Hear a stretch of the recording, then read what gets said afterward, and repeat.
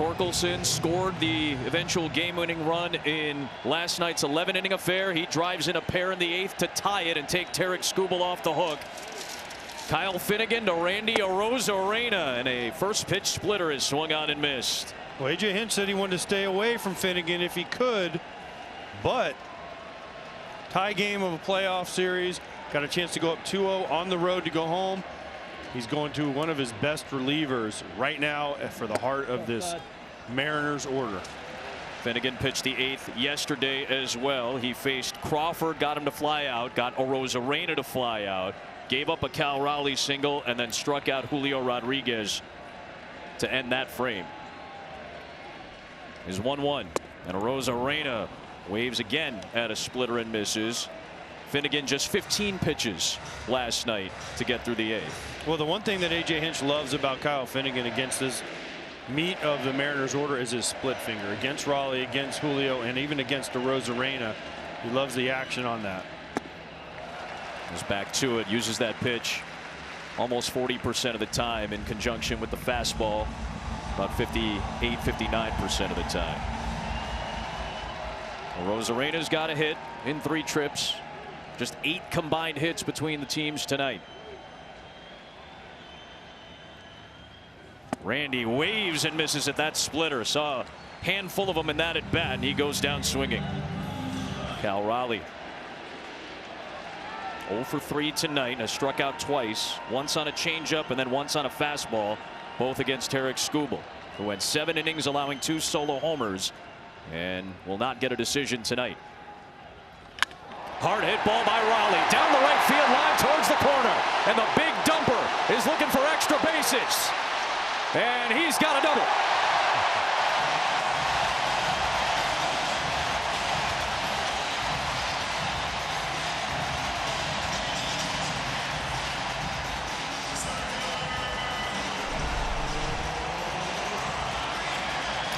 A little split.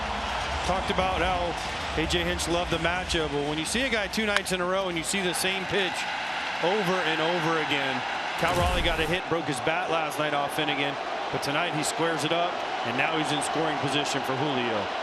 Rodriguez takes ball 1.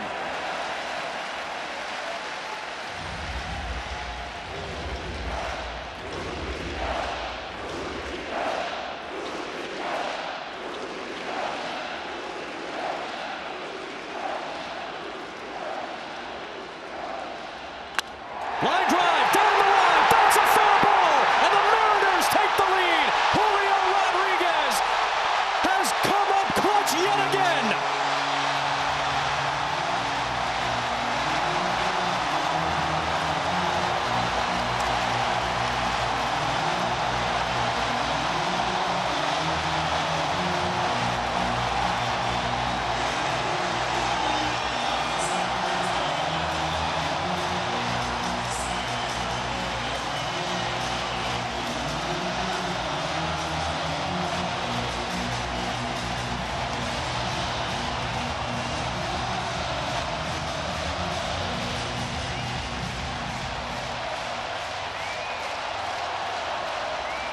The emotions pouring through the Pacific Northwest.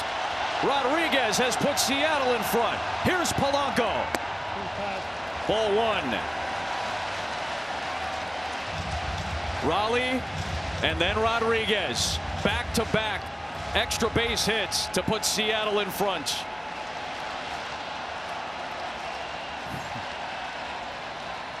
They've waited 24 years to see their team win a home playoff game. They've taken the lead here in the 8th inning, and they're 3 defensive outs away. Polanco with a multi-home run game tonight, looking to add on with Rodriguez in scoring position. The 2-0 went around 2-1. Well, we know he's a great down ball hitter. He gets a split, starts belt high and works just above the knee, stays down through it, drives it down the line. These stars, you said it earlier, AJ, these stars needed to come out to play today, and they're showing up in a big way right now in this 8th inning. But again, Same pitcher, same pitch, 2 nights in a row. You see it repeatedly. This is what happens in these series when you see bullpens over and over and over again. You start to get a little better idea what their pitches do each time. And last night, Raleigh saw Finnegan, all splits. Tonight, Julio again sees Finnegan for the 2nd night in a row, gets a lot of splits, and they both didn't miss them.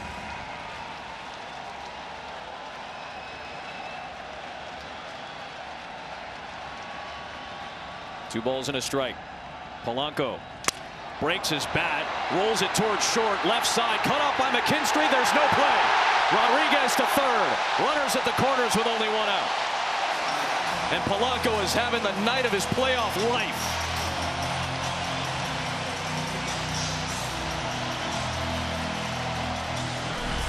Everything's going his way. Great night for Polanco. Just gets sawed off right here. Perfect placement because of the little mini shift. There's nobody there. 49.7 exit velo, and the bat went farther than the ball did, I believe. Oh, man. Yikes, watch out.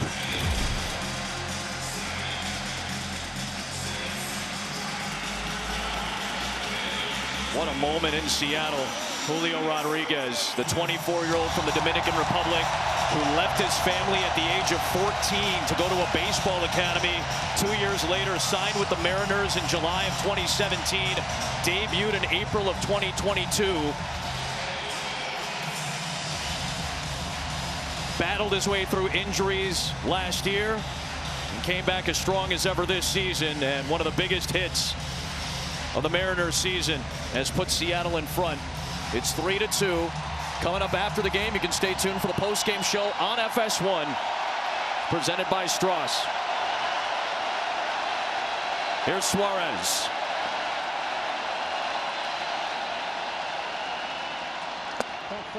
Ball 1.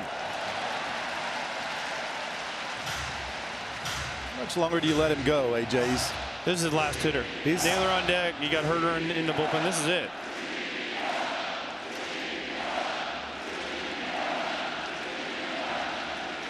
There's Suarez waiting for a 1-0 with 2 on and 1 out. 2 balls and no strikes.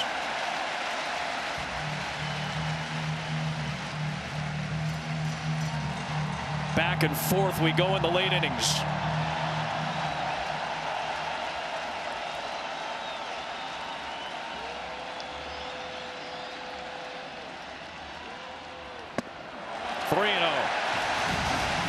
Green light him right here. If you're Dan Wilson, I green light Gino Suarez. I would not be shocked if Finnegan throws him a split right here, but if he throws him a heater, you want him to try and hit a 3-run homer and make this game 6-2.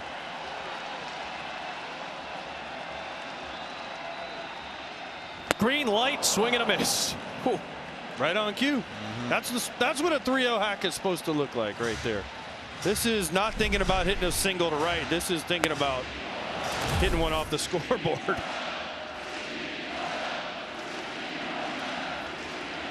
Still a hitter's count for Eugenio Suarez. Runner from first takes off, and that's fouled back. Polanco will head back to first. Well, he had that stolen too. Yeah, but 3-1, you want the you normally the runner gotta let him swing. Yeah, the runner will look at you and say, why'd you swing? 3-1 right there, though. You let him swing. You let your slugger with 49 homers hit right there. Now another slugger on deck in Naylor. Ground ball to third. Rodriguez coming home. The throw from McKinstry will get him in time, and it keeps it at a 1-run game. Fielder's choice goes 5-2. Polanco on to second. Safe at first is Suarez, and that will be it for Finnegan.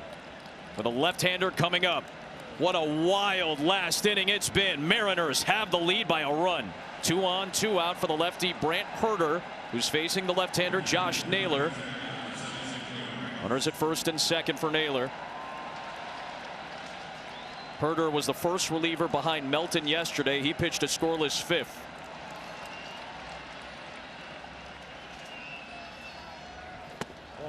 First pitch sweeper misses outside, although they're going to say that he went around. Third base umpire and crew chief Alan Porter makes it strike 1. Yeah, he went. Huge play, though, before the pitching change. First of all, the stolen base attempt kept him out of a double play, but a nice play by McKinstry to keep this a one-run game on the ground ball right to him. There is a pinch runner, by the way, too, at second base. There he is. That's Leo Rivas. He checks in for Polanco at second. Suarez still at first. It's still a one-run ball game. All of these plays are so magnified. Every pitch has been magnified. We've broken down back-to-back changeups, surprise fastballs, slider after slider after splitter after splitter. Every pitch with such weight. And a 3-2 ball game in the bottom of the 8th inning, which Herder is trying to end right now. Naylor with plenty on his mind. He is right now expecting a child with his wife Chantel. His availability for the series could be in question at any point if he has to go on the impending paternity leave. But standing in for this 1-2, and he chops it foul up the line at first. Chantel, a Latin singer and songwriter, who has had some solid success as a musician. The Naylor family, a great athletic family, of course. Brother Bo was eliminated by these Detroit Tigers. Cleveland Guardians catcher. Josh looking for perhaps a little familial revenge. Their younger brother Miles plays for the Athletics right now, too. Very talented family. Pops one off on a golf shot. Sand wedges it up towards second, and Torres. Here in Seattle, the Tigers took game 1. Seattle has taken the lead in game 2. And Andres Munoz, who recorded 6 outs last night, a season high, will try to go back-to-back to even the series, and he pours in a strike to McKinstry. Rivas stays in the game at second base.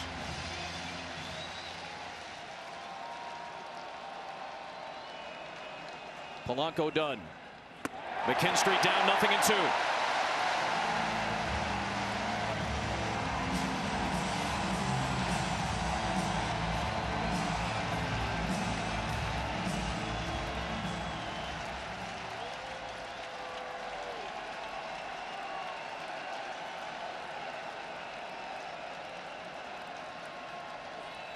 McKinstry waves and misses. He's tagged. One away.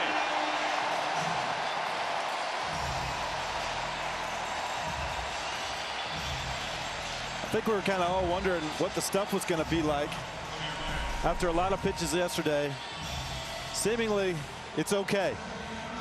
Came out through a first pitch, bullet fastball strike, and then followed up with 2 very nasty sliders down and in.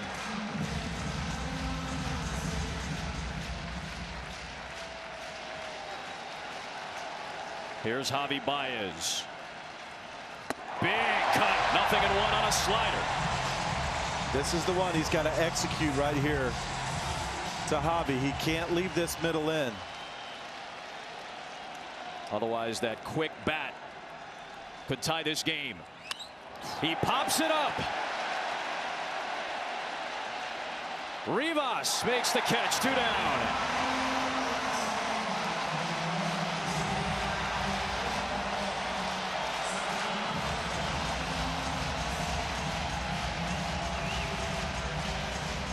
Dan Wilson hoping for his first playoff win. Tigers down to their last chance here in the top of the 9th inning.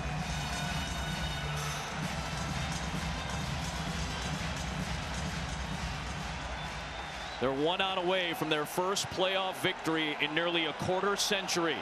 Here's Parker Meadows. Ball 1. This is the guy you want if you're Munoz. I know it's a 1-run lead. You don't want to turn the lineup over to the top. 9-hole hitter, go right after him, make him beat you. Behind 2-0.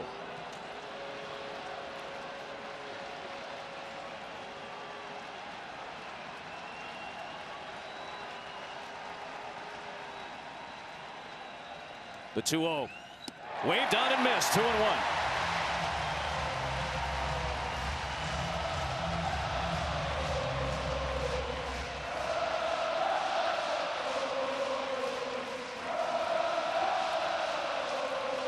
Strike two.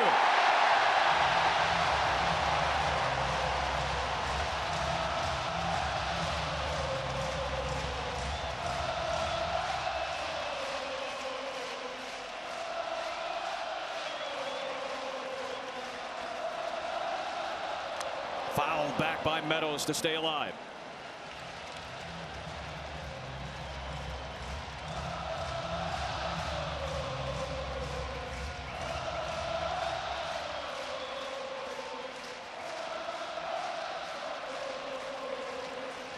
Two balls, two strikes, two outs. The pitch. Fouled away again by Munoz.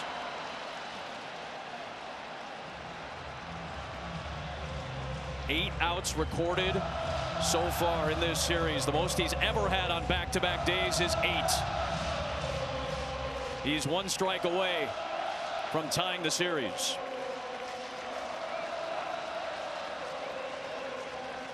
The pitch. Just got a piece in Munoz. That was the perfect pitch, Adam, because he was under the last couple sliders he threw down. Munoz was going down, trying to get under those balls. The fastball up was the right call. Munoz just got just enough to keep it out of the glove. Another 2-2.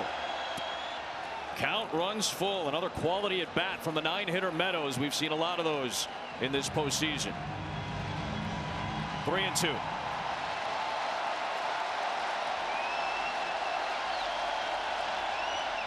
Bouncing ball to Naylor.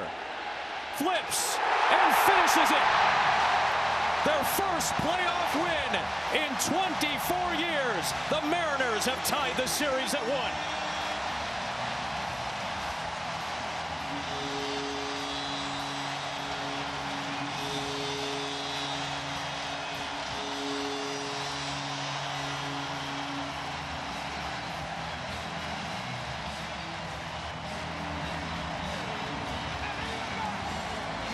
Since the clincher against Cleveland nearly a quarter century ago. And Seattle, the team and the city, can breathe a collective sigh of relief as they will head to the Motor City tied up at a game apiece with the Detroit Tigers. Julio Rodriguez, it's the 8th inning. Cal Raleigh is on second base. Kyle Finnegan on the mound. You saw him last night.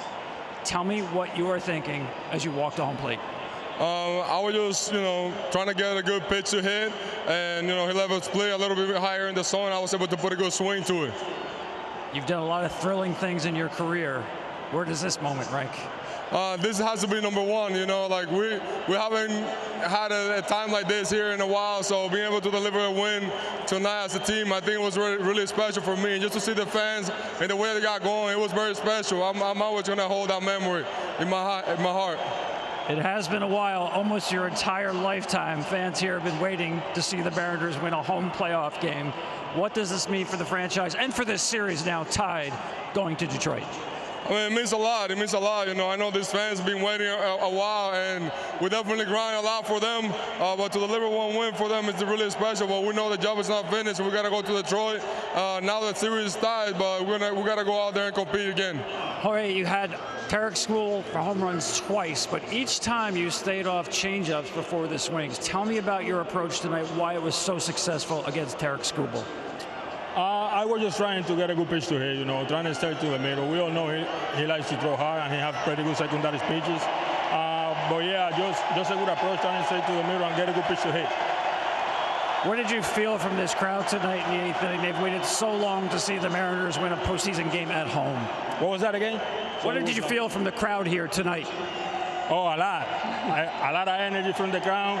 We love it. We want you guys to keep supporting us and keep showing up. The series is tied now, 1-1. You beat their ace, Game 3 in Detroit. How do you like your chances going into Detroit? I like my chances, especially with the team we have. We never give up. We all fight together. We stay together in this, and we're going to get through it.